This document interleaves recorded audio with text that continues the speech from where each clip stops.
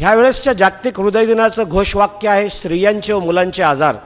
जसं आता सुधीर बोलला की स्त्री शक्तीचा जागर आज होतो आहे आणि 15 दिवसांपूर्वीच भारतामध्ये स्टेट बँकेच्या अध्यक्षा म्हणून अरुंधती भट्टाचार्य यांची नेमणूक आणि त्याचप्रमाणे अमेरिकेमध्ये पण फेडरल रिझर्व्ह बँकच्या प्रमुखपदी जेनेट वेलेन यांची निवड.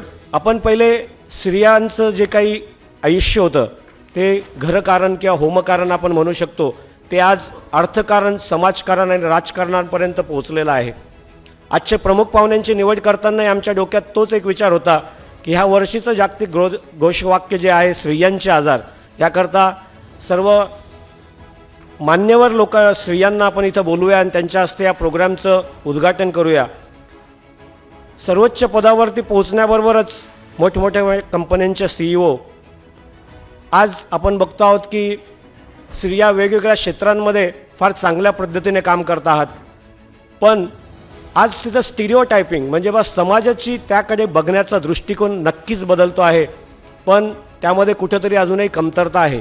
कारण की स्त्रियांचे आजार मी जे काही बघतोय की आपण पहिले म्हणायचो की रजोनिवृत्तीनंतरच स्त्रियांमध्ये आजार होतात, पण आज हृदयविकाराचा झटका, डायबिटीज, उच्च रक्तदाब हे आपण 35-40मध्ये पण स्त्रियांमध्ये बघतो आहोत.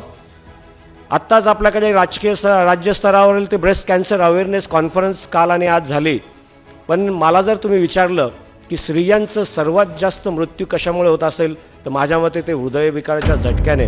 वेगवेगळे संशोधन, रिसर्च पेपर्स पण आज ते प्रूव्ह करत आहेत की स्त्रियांमध्ये पुरुषांच्या बरोबरीने हृदयविकाराच्या झटक्याचं प्रमाण वाढलेलं आहे आणि ते 12 ते 15% आहे आणि तेच 2020 सालापर्यंत 25% पोहोचणार आहे. म्हणजे प्रत्येक 4 स्त्रीच्या मागे 1 स्त्रीला हृदयविकार, डायबिटीज किंवा उच्च रक्तदाब असेल.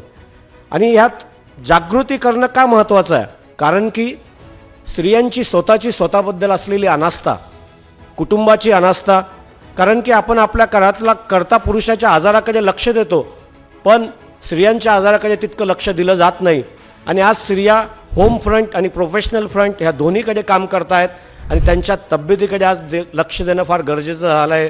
कारण की प्रत्येक कुटुंबामध्ये स्त्री ही एक महत्त्वाची व्यक्ती आहे आणि समाजामध्ये आपण जर पुढे जायचं असेल तर स्त्रियांच्या आजारांकडे जास्त चांगल्या पद्धतीने लक्ष देणं गरजेचं राहणार आहे.